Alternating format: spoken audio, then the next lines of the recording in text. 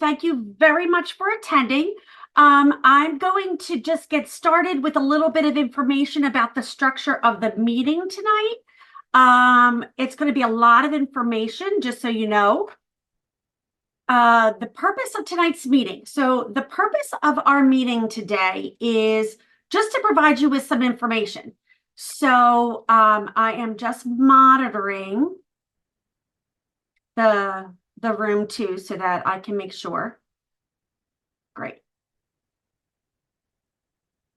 So the purpose of this meeting is to update you as to a big change that is coming in September of 2025, and then just to provide you with information for this evening. So some of that information will be a question that I am going to be asking our community members to weigh in on, so we can have your input. I'm going to be sharing the same presentation that I shared with the Board of Education in March of 2024 with you this evening. I added a couple additional things just because you wouldn't have that background information. So where the board did, so I wanted to add that in here. And as I share information tonight, please know this is just information sharing. There has been no decision made. We're literally using this opportunity to get information out there and to engage in some fact finding. And we're really hoping that community members will respond. So here's what the structure of the meeting will look like. I will ask you to keep your mute button on throughout the presentation because it does distract other people. However, there is the chat feature. So if you, at any time you have a question, please feel free to record it in the chat feature. I will do my best to answer it as I go along to make sure that I see it. Ms. McManus, if you see something and I miss it, if you could just let me know, that'd be great. Absolutely. And just so you all know what I'll be doing with those questions, at the accumulation or the end of all three of our informational sessions, I'm going to create an FAQ. So if you had any questions or after this meeting, a question pops in your head, I will absolutely be happy to answer that too. So don't hesitate on contacting me at all and asking me a question if you think about it later. And then just so everyone is aware, this session is being recorded tonight so that I can post it on our website. I will also be reposting a Spanish version as well. This is our last informational session. Slide. I promise. Housekeeping items. Please assume positive intent. Again, just a reminder to please make sure that you are on mute because that is often distracting for others. Again, just as a reminder, there will be an opportunity for you to submit questions and submit feedback and weigh in. That will happen at the end, which I will review with you the timeline. And at the end, I mean at the end of the information sharing. The survey will be distributed once those information sessions are completed. I am aiming for May 11th. Since we currently have our annual parent, staff, and student survey that's out right now, I didn't want to do two at the same time. Plus, the informational is still being presented. And then the last housekeeping item is that I am Dr. O'Neill.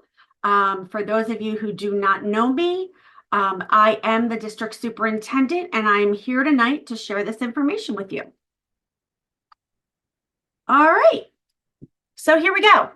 This is a really important page for all of you. This is our main district website, and it is under the Parents tab. Under the Parents tab, you will see some important information. One of the things that you will see, however, is a new page right at the top. For those of you who do visit this webpage, you will see a new page that I created that I will continue to keep updated.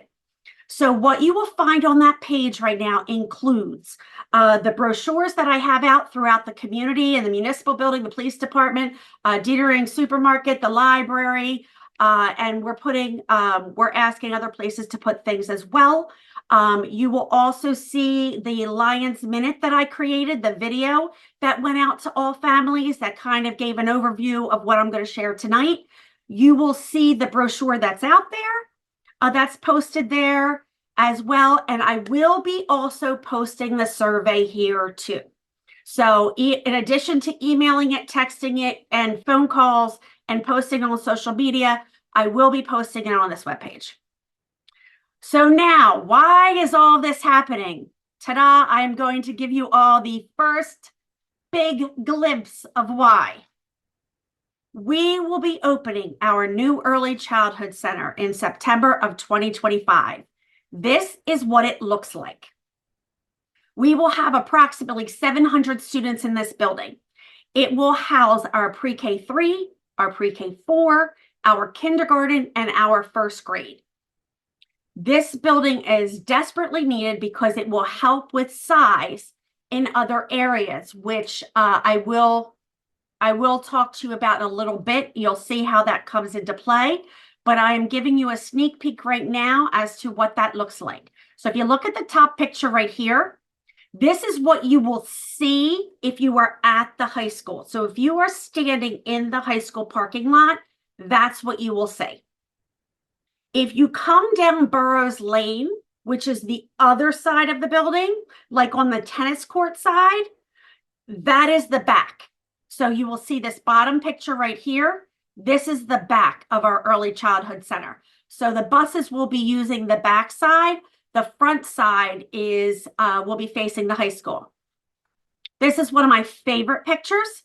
This is a glimpse of what the inside will look like. Not 100% identical. However, it is one of our mock-ups. And the reason why I like this is because this is the point in the building where all of the hallways come together. So especially in an early childhood center, we want to make sure that the colors are bright, that hallways are clearly marked. So hallways will be marked by not only color, but by shape. So if you can see up here, you see the lights that are like triangle, square, and circle. That's because we will have shapes in our hallways. So we'll have a triangle in a hallway, and a square hallway, and a circle hallway. With that, it will be the blue triangle hallway, just for lack of better example. So this is the center part where everything comes together, and of course our little lion cub. But this is the reason why we're having this discussion right now. So since our Early Childhood Center is coming, that means that our district structure will be changing. Currently, as most of you know, I'm sure, we have our preschool. We have our 2 elementary buildings that serve K through 4. We have our middle school that currently serves 5 through 8, and we have our high school that serves 9 through 10. Our new ECC, that's what we're calling it, Early Childhood Center, will change that. All pre-K 3, 4, kindergarten, and first grade students will begin their journeys together. It will, right now, today, the students will come together in our ECC. They will then separate. So they will separate and go to either school 4 or school 5 to be in grades 2, 3, 4, and 5. They will then come back together again to be grades 6 through 8, and then together again at LHS for 9 through 12. So what I'm sure some of you noticed is this grade 5 right here. Grade 5 is currently in our middle school. Our middle school desperately needs to be addressed in terms of overcrowding. So one of the benefits of our ECC is that that's what's going to happen. Our 5th grade is going to come out of the middle school. So that is going to take an entire grade level and move that into the elementary school model. So the middle school will be a true middle school model of grades 6 through 8. The high school will be 9 to 12. So the question that we're posing right now is, what do we have those 2 elementary schools look like? We can keep them what they look like right now, which is they come together, they separate for a couple years, they come back together, they come back together. Or we keep our kids together the entire time they are in our school district. And that changes the model. So in that model, it's this one to your right-hand side. So that would be, and I put school 5, school 4, but it could be 4 and 5. I just, for sake of argument, put a number there. But that would mean that kids would stay together when they start school. They would stay together when they continue through what they call the early elementary pre-K to 3 pipeline. They then would stay together in grades 4 and 5. They would stay together in middle school, and they would stay together in high school. So the question really is, do we separate or do we keep together? So here's the reason why we're asking it. When we open our new ECC, there is a significant amount of work and planning that has to take place between now and then that actually we're working on now. So we already know that we're going to be redistricting the district in September of 25. We already know that we're going to be moving, reorganizing, reallocating equipment, materials, staffing, etc. across the district. That we already know. And even like minor details. So for example, like Chromebooks and laptops, certain things are issued to certain buildings and will have to be reorganized. So, I mean, imagine just taking several thousand devices alone, let alone everything else, and having to reallocate, retag, redo things just so that we are able to track everything in our tracking systems. We are going to have to do a new transportation bid. That will have to go out. That will be required because of the new ECC opening, which will change our routes. We would like to give staff time to actually know what they will be doing and what things will look like, to have them be able to plan and think about what that future year will be. We will be sending a survey to all staff in pre-K through 12 at that time, which will give all staff the opportunity at that time to at least share their preference as to what they would prefer. So knowing what the structure will look like is important for that decision. We already know that major renovations are also going to be taking place at both School 4 and School 5 over the next 2 years. Yes, there's HVAC work that's happening, but there's also work, for example, in our music rooms. So if we're going to be doing work in classrooms, we need to know how old the kids are going to be so that when we put furniture and equipment and materials in place, we have to know which heights things need to be adjusted, and we don't want to have that incorrect. So that's another reason why. And of course, above all, it takes time to develop a successful transition plan. So we would need time. So that's why we're discussing it, because after this window of time, that discussion really comes with a significant amount of additional complications. So that's why we're posing it now. So it's our opportunity now, our chance to look at what our community prefers and to weigh in on that.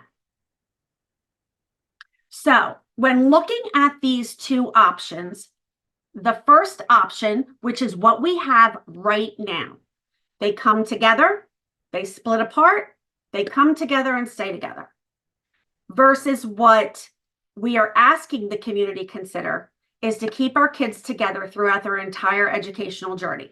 So we already know what it looks like now. So let me walk you through first some of the reasons why we would be considering this, and then some of the reasons why you may not want it. So I'm going to give you both. And you may, of course, think of other things. However, I'm going to try to present both sides of the argument. So one thing would be, why would we keep them together? First of all, it maximizes capacity of our district and our staff. It helps to create equitable class sizes within the same grade level. I'm going to show you a slide in a little bit that shows you the differences in grade level. in class sizes by building. There are differences. Now, of course, populations change, influx change, enrollments change, and that, of course, can weigh on different buildings' enrollment and class sizes. However, in a grade level structure, class sizes can be maintained consistently because you're working within one grade level. Singleton students, meaning individual students, would not need to be sent to other elementary schools due to class size maximums. This does not happen often, but it does happen. Sometimes with our self-contained classrooms, because there are legal sizes as to how many students can be in a classroom. Sometimes there are incidents where a classroom may be full, a new student moves in, or someone gets newly classified, and we will exceed that number where we have space in another school. Therefore, we are actually transitioning that student over to another school. Again, doesn't happen every day, but it does happen. This is another question, and really, this is a question that I cannot tell you the answer to. I can't find the research out there that could definitively answer this question either. But it is a question that I ask and that I've had many other people ask. And it's based on some of the feedback from our middle school and high school students specifically. Is there a reason to separate the students in their educational journey? If students build relationships with one another sooner, will it help in those preteen years? So why I pose that question is, and I'm going to actually show you the data. This is an example of where I differ from what I shared at the board, because the board has this information, but you don't. So the reason why I am asking this question is because every year, just like you have the community survey that's out there since I've been here, it's been 3 years, this is our third survey. We also survey our students in grades 5 through 12. We survey our staff, but we survey our students. We've also done a focus group of students where we've interviewed about 60 students to try and understand, and we did that at the high school, randomly selected, completed a compilation of their responses to try and understand from their perspective and feedback how they learn best, what things they like, what things they want to change, things of that nature. But the number one concern that our middle school students identify is their concern with peer-to-peer relationships. That's relationships between themselves and other students. Now, in fairness, the middle school ages are the toughest ages in every school district in every country. I mean, in every school district across our country. Preteen years, if you have a pre-teenager right now, or you've had one, you have survived. Congratulations. Mine are now 18, 16, and 16. I am holding on for dear life. However, making it through those preteen years, as you know, it's just tough. And our middle school, I do love the middle school age, because 1 minute they're 2 and 5 and want hugs. The next minute they think they're 35 and they want to be independent and individual and they know everything. So you're constantly juggling, and they're starting to figure out who they are. So we know this information, and here's how we know it. This is just a snippet, and this is what we do with that data that we use from the parent surveys, community surveys, and the student surveys. This is what we do with it. We take that information, we have a third-party company analyze it so that we do not have any bias that comes into the interpretation of the data. And we use this information to decide where we goal set for the following year. I wish I could address everything at once all the time. I can't. It would be too difficult. So we try to pick specific areas, and then we continue to use this data to see how we're doing on those specific focus areas. So this is an area that is of a concern for us because it jumped out to us glaringly. And here's just an example. I'm not giving you all of it, because as the families told us the last 2 years, my survey was too long and they wanted us to shorten it. So we did this year. But here's an example. When the asked 5th graders through 12th graders out of 1,335 students who responded, I can name at least one adult in the school who cares about me. Interestingly, the data is pretty consistent. 83% of our kids said they can identify at least one adult in the school who cares about me. Is that where I want that data? Absolutely not. I want that higher, but 83% is still fairly good, but I want that higher. There are people at my school I can talk to when I need help. This was the first year we did this, so I was very happy to see that in overall, it was more than 3/4 of our students felt that way. However, when we asked this question, I feel stress about social interactions with other students at my school, that's where we plummet.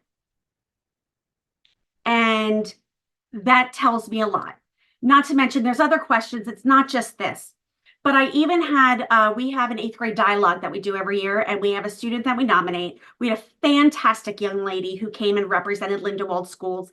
There's a representative from every school district in Camden County that come, and they are asked questions, and they all respond to them, and they're asked community questions, school questions, all sorts of things. And I will share with you this young lady who does not practice her answers with any of us. When it came up again, this is how she responded as well. And so this is an area that we are intentionally working on. Now, for those of you who attended my community presentation, you will know that I went through this. Our middle school and secondary, what we have intentionally, strategically done to try and work on this and use this data to improve it. I'm not going to go through that because that is an entire whole evening just in that. But I just put that down there just to let you know that that's what we do with this data, is we are measuring ourselves to see if we're hitting the mark and if we're not. So now I'm going back to that. So that's where my question comes and why I pose it. Here's the impact of the ECC. School 5 and School 4, these are their current enrollments in that building. When we redistrict, even when we take 5th grade out of the middle school and we move them into the elementary model, we are going to be decreasing our enrollment in each of those buildings based on current enrollment numbers today. Now, this can change of all times, as we all know.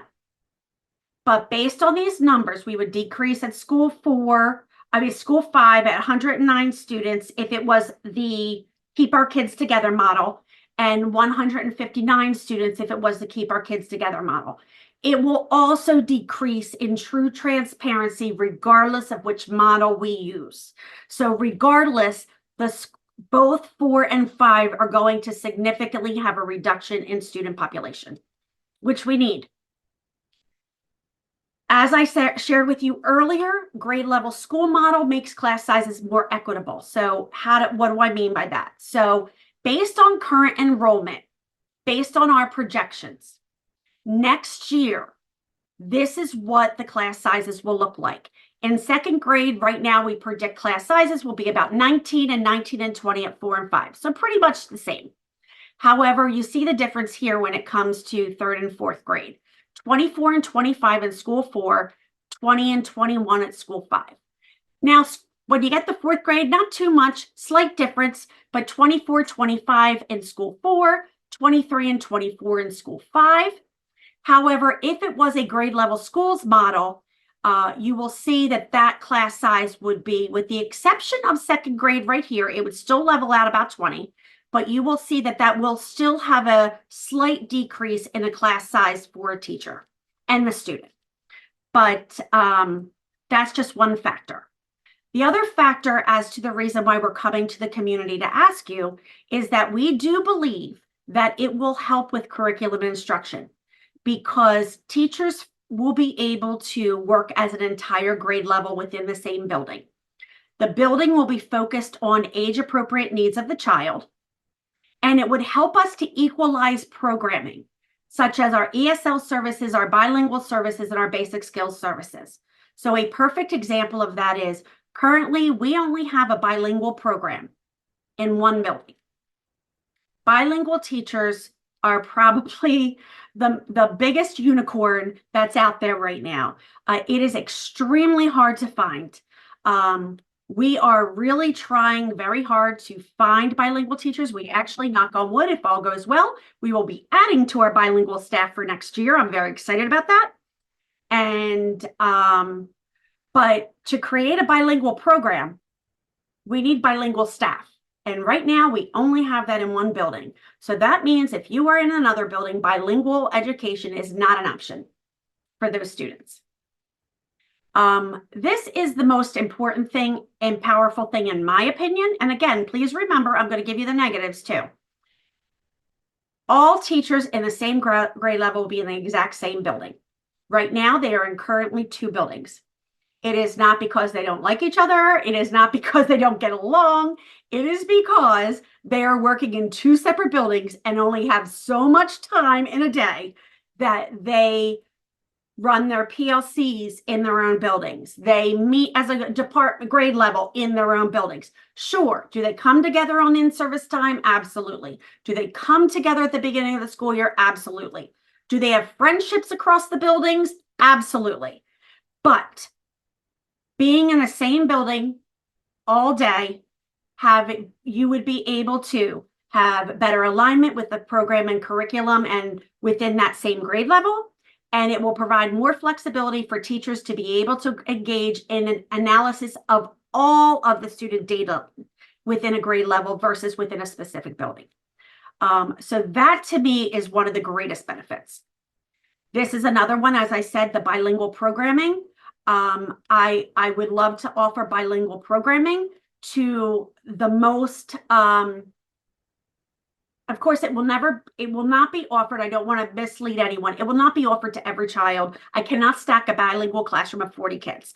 That's just not fair to the teacher. It's not fair to the students.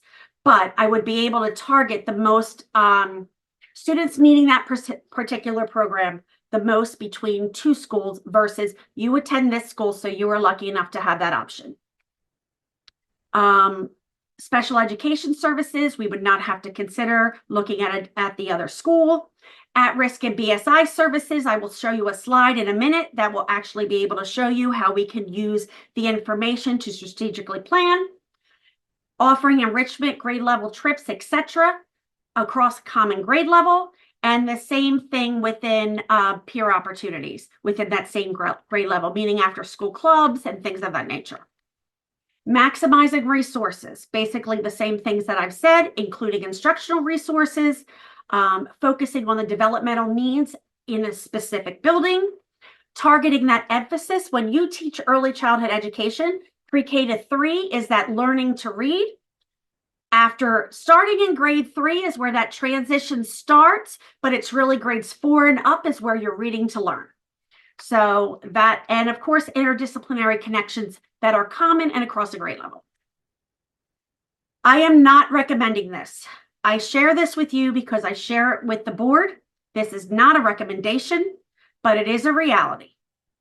In a grade level schools model, because we are able to provide an equitable class size, it does allow us to look at where our needs are. And if there was an issue with, for example, staffing, as we know, we're in a national teacher shortage right now. I have no idea how long that's going to last. I know the state of New Jersey, the superintendent's group, things of that nature. We're doing a lot of advocacy, but I have no idea. Grade level schools would allow us to save teaching positions to either A, address staffing shortages or funding shortages if that were to occur in the future.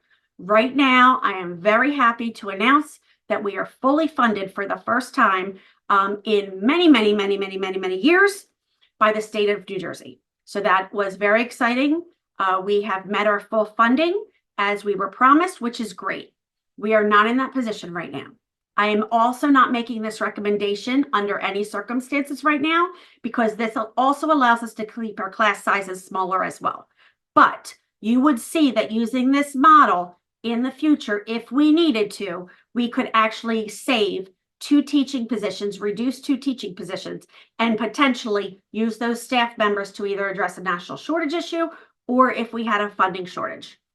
Again, that is not my recommendation right now. This is what I was talking about, more targeted needs. This is what our BSI services look like at this point. We have 4 BSI math in one building, 1.5 in another building. 4 BSI ELA in one building, 6 in another building. 2 ESL in one, 3.5 in another, a reading specialist in each. We would be able to look at entire grade levels and make decisions based on the developmental needs of the child of where they are. And of course, based on who's an IRS, data information across an entire grade versus by building. So that would help to be able to meet flexibly those needs more consistently. I mentioned the bilingual program. The reason why I share that is because when you look at School 4 actually has the most L's, which means English language learners. There are multilinguals. They have 370 L's. School 5 has 136, and that is where our bilingual program is. Just to clarify, our bilingual program is actually overseen by Dr. Sandra Martinez-Prayer, who happened to do her dissertation on the study of bilingual programming in ESL. Now, here's another thing that you have to consider. Does this cost money? And really, not really. So we already bus about a third of our School 4 population to School 5. Several years ago, prior to my arrival, we already had to evaluate redistricting, and we already are busing students from the School 4 side already over to School 5. We already know that we have to go out for a new bid because the opening of the new building will significantly impact busing because of the bus routes needed to be created to adjust that building. There will be a minimal impact on busing in the option I'm asking you to consider.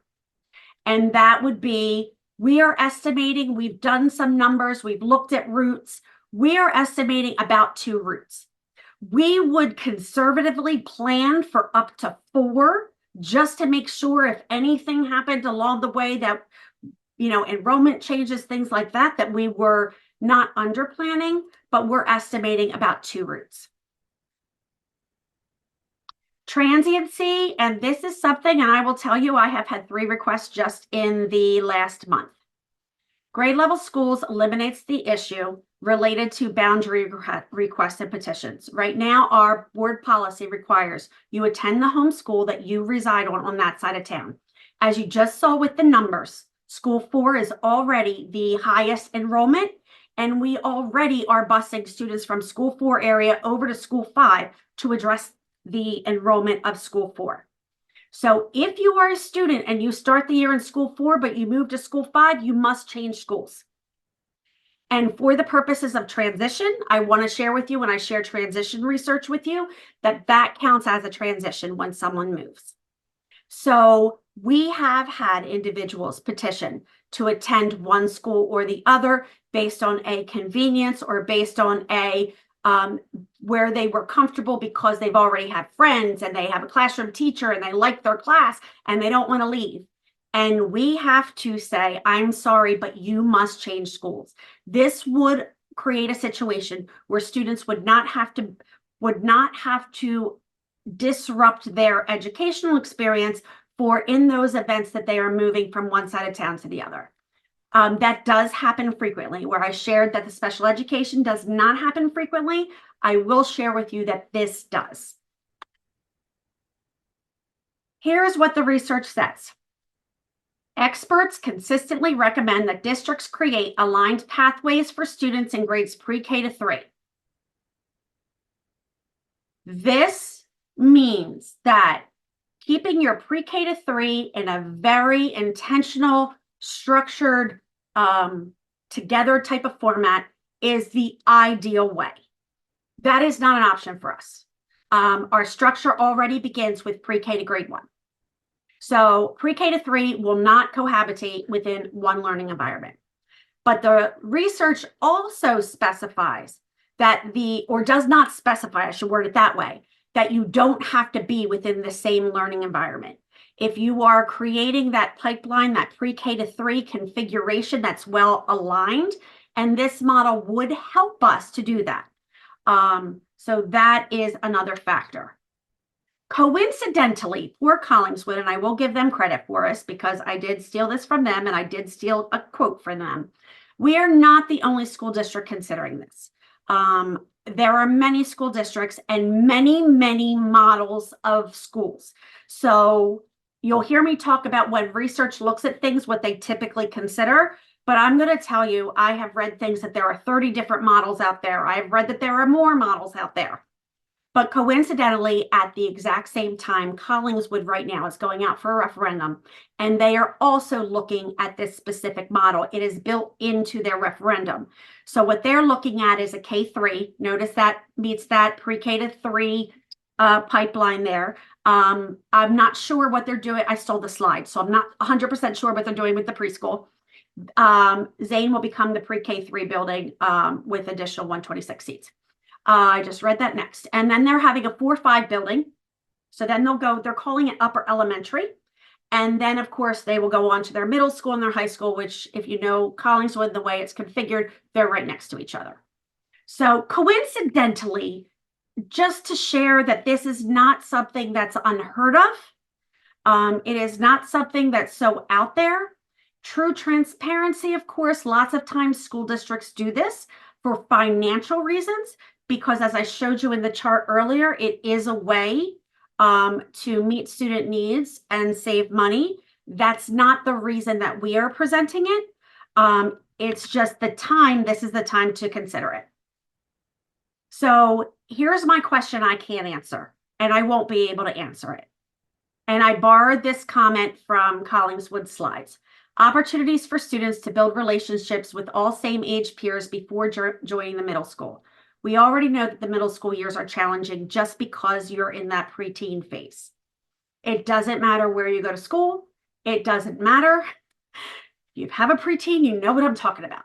So would bringing all our students together earlier create an opportunity for them to form unity and friendship sooner? I don't know. I truly don't.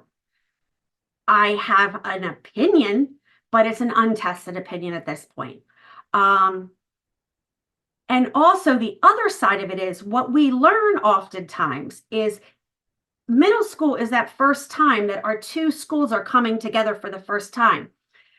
Those opportunities to learn who might be best with some distance between them are things that we're learning at the middle school time. Could we learn that earlier?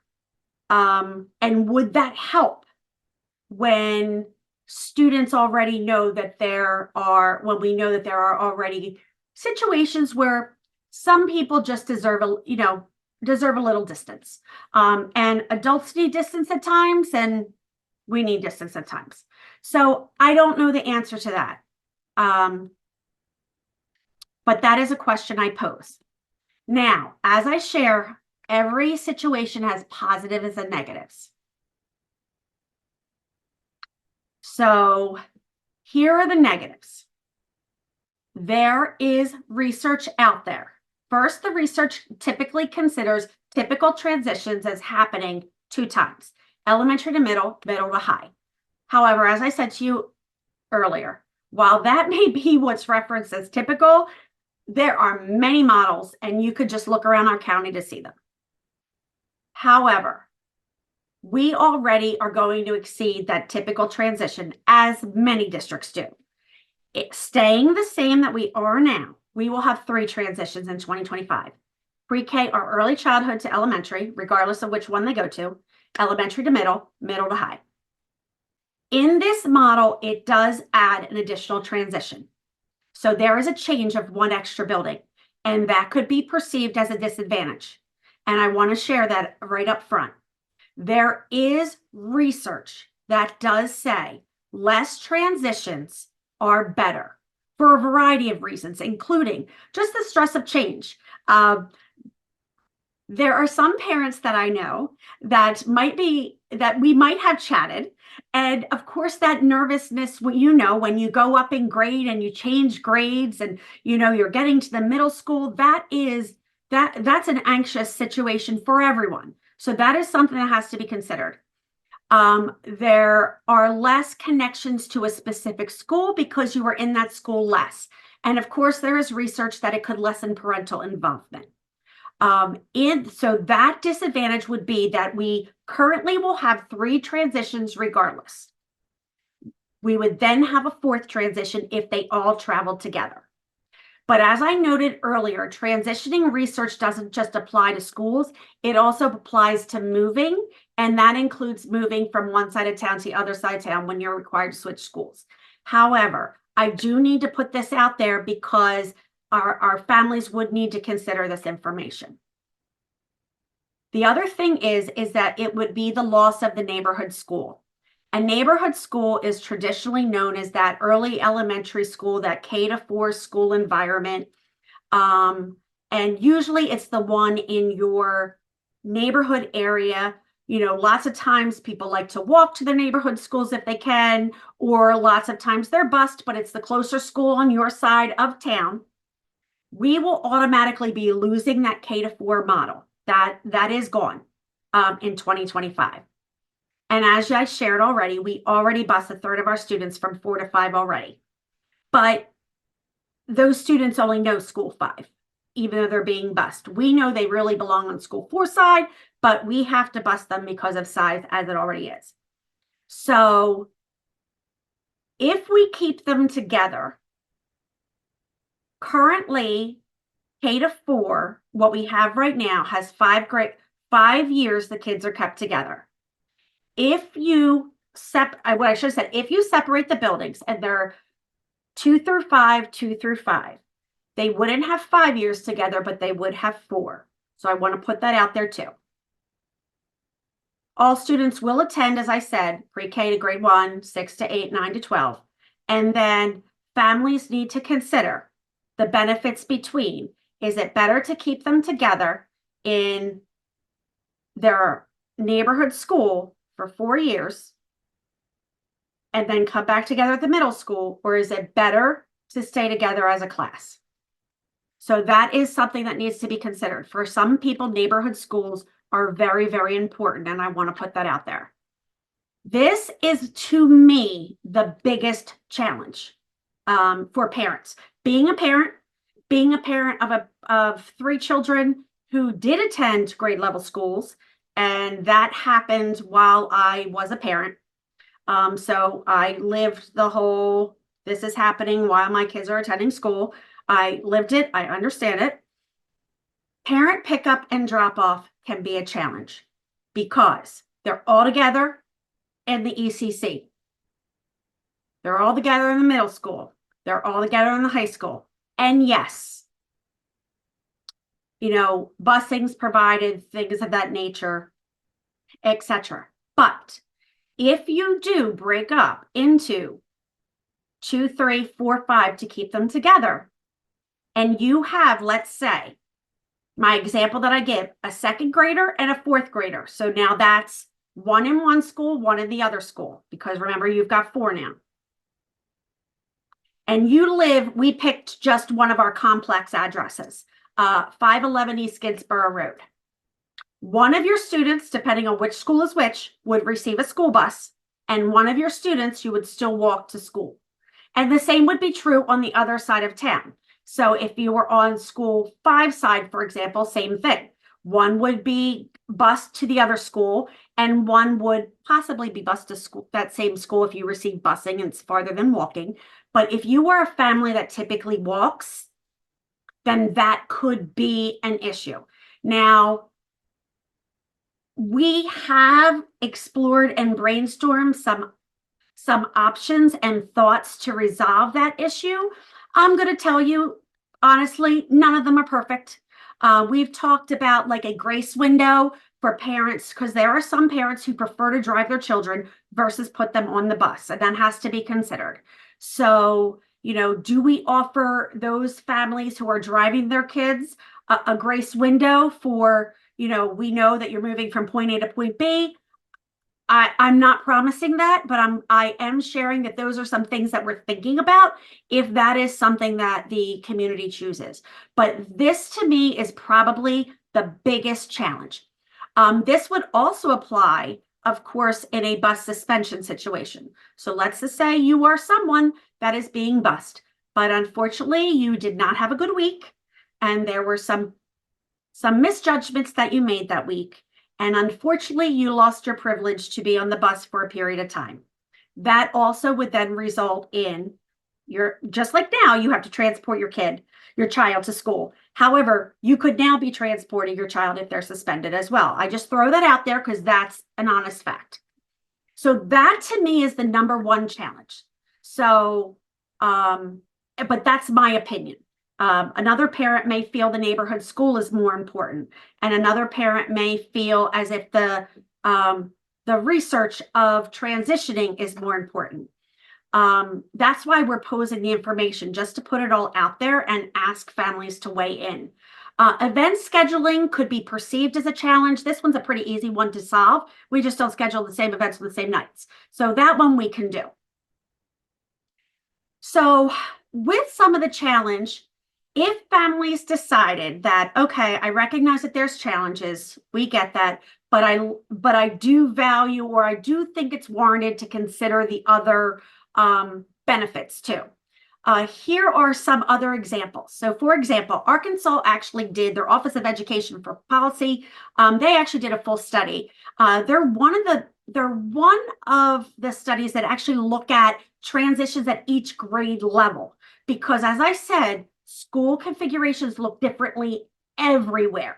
So you could change schools like we are at first grade.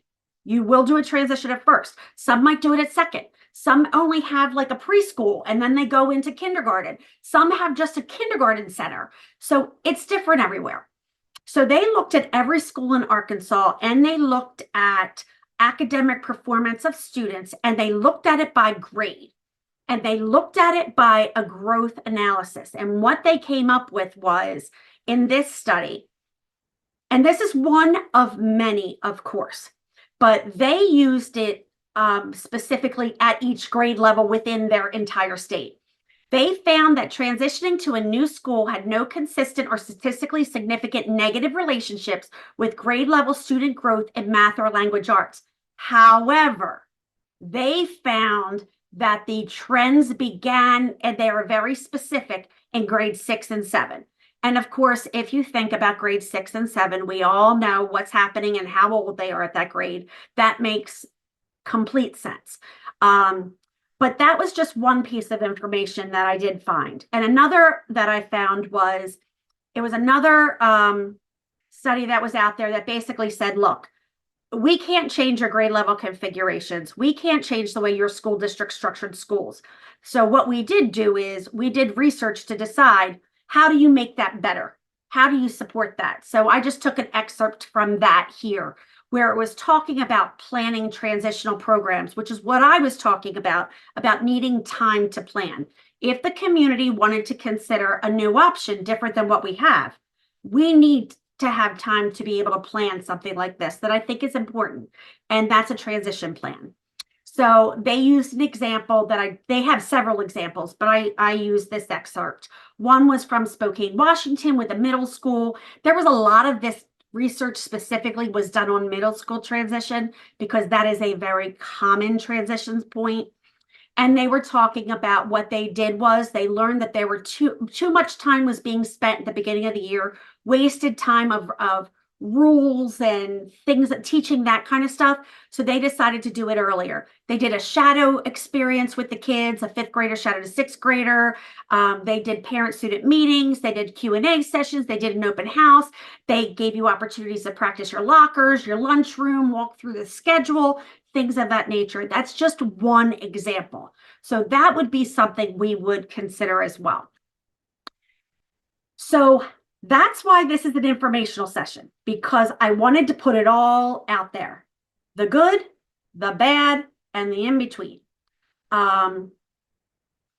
What will happen next? We will host 2 more informational sessions to put it out there. Any questions that you have, and I will put my email address up there so you have it. Any questions that you have, you absolutely can send me the questions. I've been watching the comments. I don't see any right there now, but if you do have some, I'm happy to answer them. Send them to me. I will use them in my Q&A document. A survey will be sent out around 5/11, give or take. Don't hold me to the exact date, but that is my goal. and will remain open for approximately, I usually keep surveys open for 2 weeks. Too long, people forget them. Too short, you don't get time because we're all busy. So about 2 weeks. Of course, I will do the annoying multiple reminders. I apologize to you all now because we all know life gets busy. And of course, I will keep the webpage updated as needed. And that here is where I will actually add my email address for those of you who need it. But you can always reach me in a zillion ways. My email is on the website. I run most of the social media in the district. I now have some wonderful partners, which is awesome, that do help me. So I do not take all the full credit anymore. Very excited about that. However, if you send a message via Instagram or Facebook, I would absolutely get it. Anything that you send via email obviously goes to me too. Anything that you need to do, whether you need to call me or not, of course, that will go to me too. But that concludes everything that I had planned to share. I know it was a lot. So I want to give you time to process it. Please reach out to me. I promise you, this is not a made-up decision. The board feels very strongly that we want community input. We really do. And that's important to us. And we just want to give you all the things to weigh in. And I thank you for your time. I thank you for coming. Really, I do. I wish you all a great night. Bye, everyone.